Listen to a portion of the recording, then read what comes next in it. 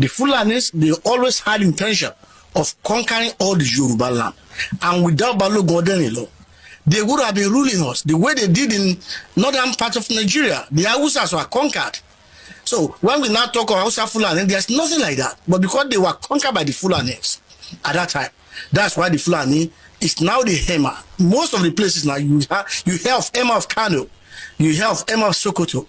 They are Fulani's. They are Fulani's. They are not the original owner of the land.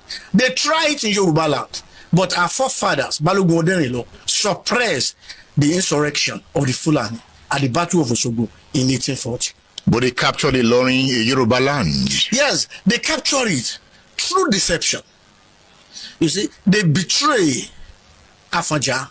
Afanja trusted them because they projected themselves with their religion, and he allowed them. He accommodated these people. He accommodated them because he thought, well, maybe they will bring peace to the land, but they had ulterior motive. So through his trust in the people of the Fulani extracts, they betrayed him and they took Ilorin from the Yorubas. Did Afanja betray Yoruba land? It may appear so. It may appear so, actually, because of what transpired between Alaafin Oyo and I want you people to listen to this video. When Nnamdi Kanu was sending strong warning to the Yorubas about this Fulani agenda, many Yorubas turned against him. They say he doesn't know what he's saying. But eminent Yoruba now have now started coming out. You can listen to that man you just listened to. He's a Yoruba man to the core. He talks about how Afojans resisted Fulani, that made Fulani not to conquer the southwest, their forefathers. He talks about how they betrayed, the other man betrayed that make them to conquer Ilorin. Right now, listen to that message of Mazi Nnamdi Kanu, where he warned the Yorubas that they should not be carried away because of just the oil that will not last. They should safeguard their heritage. That Fulani Fulani have determined to conquer Nigeria. Watch the video. Please, as you watch this video, make sure you share this video to all your group. Share this video to all your contact. That the earlier everybody stand up and do the needful, as these people will rise up and conquer Nigeria. The worst part of it is that they are not even Nigerian. They are not. I keep saying it. Most of them you are seeing today, they are coming from different African countries to come and sojourn in Nigeria. And that's why when you see they did a lot of, if they do so many things today, they will tell you, oh, they are not Nigeria Fulani. But they speak the same Fulani with them. But their people refuse to consult them, to call them to order. That in all of these things they are doing is bad. Please, I'm coming back. Listen to Mazi Nnamdi Kanu message. I'm coming back to throw more light on this issue. Fulani are now saying that Yoruba forest is now their irreversible homes. They have now occupied Yoruba land in perpetuity. And I want to let my Yoruba friends understand this. You see, in life, anytime you support evil, evil will come back to haunt you. All of you never knew that IPOB and this Biafra movement was for your liberation. Some of you saw maybe the oil and gas from Biafra land. If they go now, we'll have access to oil and gas. In the process of having your eyes fixated on oil and gas, your forest is gone. Do you understand it? There is nothing more precious in life than freedom. Freedom is very important. And I need you to understand this very morning. Every Yoruba person supporting Fulani, you are setting up yourself to become like the Hausa people. Remember when Hausa was supporting Fulani? We are Hausa Fulani, we are Hausa Fulani. Where are the Hausa people today? I ask you. Where are those Hausa people today? Do you see them anymore? They're saying we are Hausa Fulani, we are Hausa Fulani. Do you see them again today? Do you see them? I'm asking you. No, because Fulani have completely overwhelmed them. It's called emasculation. Completely emasculated them. Look at what they're doing in the East. In the East, they come to the East, they will tell you, oh, you want to be the president or vice? Yeah. They say, give us land for Ruga. They give them land. As soldiers of Kadu did that law Banta. They have taken it over in forever and ever. Give us land in your state. Hope of them are prove to us that you are stood. Give us land in Olu. Hope of them will give them land in Olu. We can go and kill people in people. We can kill for them. How many Fulani governors are prepared to kill bandits? I didn't say normal people. I'm talking about armed, dangerous bandits. How many Fulani governors? Go and read your newspapers, you will see it there. Fulani governors are negotiating with them, giving them arms, giving them vehicles, making sure that their life is no longer a misery. But if they come down to the south, they tell you, give us land for Ruga. Go and kill your people to prove to us that you're one Nigerian. That was why Obioso was talking rubbish. Was yesterday or 2 days ago. Supported by the BBC. The problem you people have in Nigeria is this. Your journalists, you see people, Punch newspaper, Tribune, Vanguard, and Nation, they are your second worst enemies. I'm telling you the truth. They can never, ever be objective in their reportage. Never, ever, ever. That's why all of you are suffering. But you don't know it. They were the same people used to scuttle the NSAS protest. Of course, some of you went about looking for Indomie in warehouses. Any revolution that is coming now, you must stand very firm. They'll say, oh, you're Igbo. Oh, you're Yoruba. Oh, you're from Yoruba. Don't join them. It's our turn in 2023. If you do this, you will scuttle our chances of becoming the president in 2023.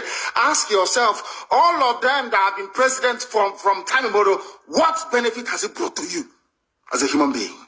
Absolutely nothing. Look at them now. How they have now descended on Yoruba people, asking them to concede. Give us your forest. We must graze. We must do this. We must do that. And slowly, before your eyes, they are giving in. They are capitulating. They are allowing them to go. Oh, if you don't give it to us, Tinubu will not be president in 2023. Tinubu won't be the president. That's what I'm saying to you. And foolishly, you will agree and hand over your land to them. And once they take your land over from you, look at Hausa. Is there any Hausa governor today? Is there any Hausa emir? Is there land though? Katsina is Hausa land. Kanu is Hausa land. Sokoto is Hausa land. The Hausa people own it, indigenous to those areas. I'm asking you this question. Is there any Hausa man who is an emir in the north? The answer is no. Something is going to happen to you. Because of what transpired between Alaafin Oyo and Afaja, there was an issue between Alaafin of Oyo and Afaja himself. That can appear to, because Afaja declared independence from the Yorubas, trusting in the Fulani'S when he declared independence from Alaafin, and that could amount to betrayal. He paid with his life for that betrayal. He trusted Alimi. He trusted Halime. Totally. Alimi put himself in the service. He became a priest to Afaja, Alimi himself. So Afaja did not make use of his own army anymore. There was alliance in Yoruba land, including the Gogo, the Onikoyi of Ikoyi. They all form alliance to fight the enemy. But Afaja now rely on the soldiers of the Fulani'S. So they betray him because they have their own motive. And Afaja was not careful. The betrayer, and Alaafin Aole put a curse on him, because he was the one that brought about the death of Alaafin Aole. And so because of that betrayal, he put a curse on him before he committed suicide. After Oyo was besieged, led by Afaja. So now, Aole now put a curse on Afaja before he died. And so that curse now came to pass when the Fulani betrayed him and killed him.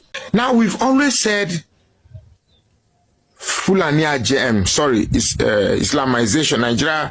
There are people bent on Islamizing Nigeria. So I've been thinking, suppose we are describing the narrative using the wrong words. Suppose it is actually a Fulanization agenda and not an Islamization agenda.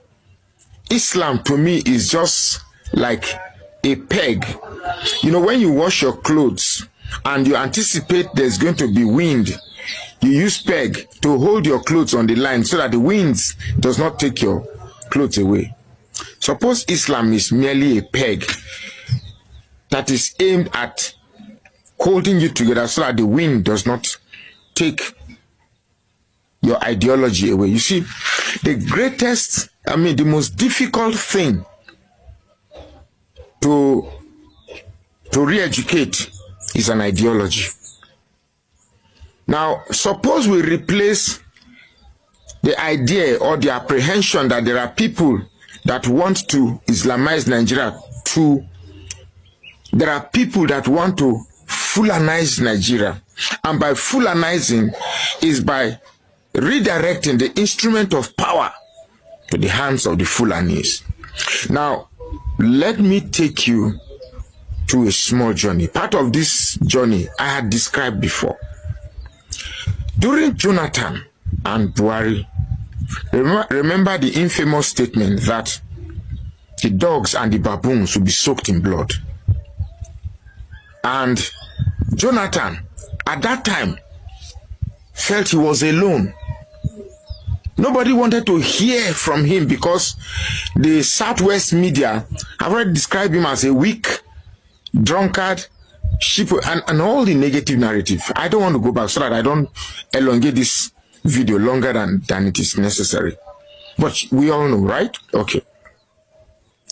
Then Buhari came into power. Remember all the cattle ranch, all the ruga, all the livestock, whatever, and all the nomenclatures invented just to establish the Fulani dominance in Nigeria.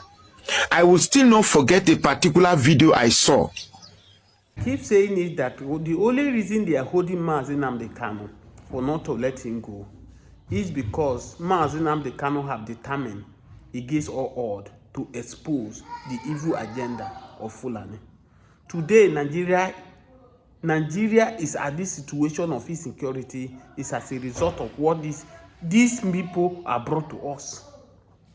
Yes, of course.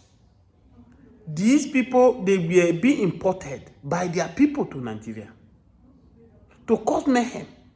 As we speak today now, you can see that food is no more affordable. People are not. How will food be more affordable when people cannot access their farm because of a kidnapping? And that's why anybody who say, "Oh, don't stop talking about the late Buhari. Buhari is gone. Buhari is gone, but the damage he has caused is part of what we are still passing through. It is on record that the Fulanization agenda of Buhari government has brought us for where we are today.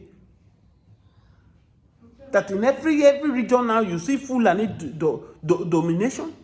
They are trying to take lands. They are trying to take over where it not even belongs to them. And the earlier we tell ourselves the simple truth, and that's why I love the courage Bola Ahmed Tinubu, the route in which he's taking now. The route in which he's taking now. And I keep saying it that destiny have made Bola Ahmed Tinubu might be the last president of Nigeria. Because I see no President Bola Ahmed Tinubu, after trying to salvage some things now, he will hand over it to Fulani. Go and check it. All the presidents that have ruled Nigeria so far, they are Fulanis. You hardly see Hausa, and that's why Hausa race has been taken away from them. And these are the things Mazi Nnamdi Kanu have said. This is the message, this is the reason why they hate Mazi Nnamdi Kanu. Nothing but the truth. He's saying the truth. I will also back you people with the video so that you watch this video of this man. That is it Fulani that is the only tribe? Is a Fulani man? Is he a Fulani that is only tribe in Nigeria? Why is it that in Ekiti Fulani, in Plateau Fulani, in Oyo Fulani everywhere? Why? Why is it that anywhere they go through, they try to dominate? That's why I'm even angry what Lagos is doing to the Igbos in Lagos. At least the Igbos came to your land, they develop your land. They make your land a productive place for you, not like the counterpart who came, they used by force, by trick and all that. Not that they are even renting the house, they collected what you have. Today, if we were to be Igbo that collected the law to state, do you think the war would have been ended by now? No, it will not. Tell me the investment these people are invested, but go and check where Igbos have lived, both in the north and the south. Literally, they will develop the place. They will make the place a heaven on earth. They will develop the place for you. Today, Lagos economy, take Igbos out of Lagos economy, Lagos will be zero. I'm not trying to downplay any other tribe that other tribes are not contributing. But we cannot shy away from it that what the Igbos has brought to the table is higher than any other tribe. These are people that today they rent shop in very expensive. They rent houses very expensive. Go to other tribe. Which other tribe does that? Even if they do it, the numbers of people who are doing it cannot be compared to this set of people. And that's why when you now rate these people ahead of the Igbos, the thing, I don't know why Sanwo-Olu government decided to take this route, maybe probably because of 2023 election. 2023 election was not about the Igbos, it was about Nigeria. That after the rascality Buhari government have done to Nigeria by taking us to unknown destination, if you will have taken us backward, it would have been far better. But he took us to unknown destination and said, no, not again, we will have a change of party. We cannot. And that's why you see people came in number, even the Yorubas, they came out in number through support on the Peter Obi, because it's the only option that we have. And the integrity, he has the integrity there.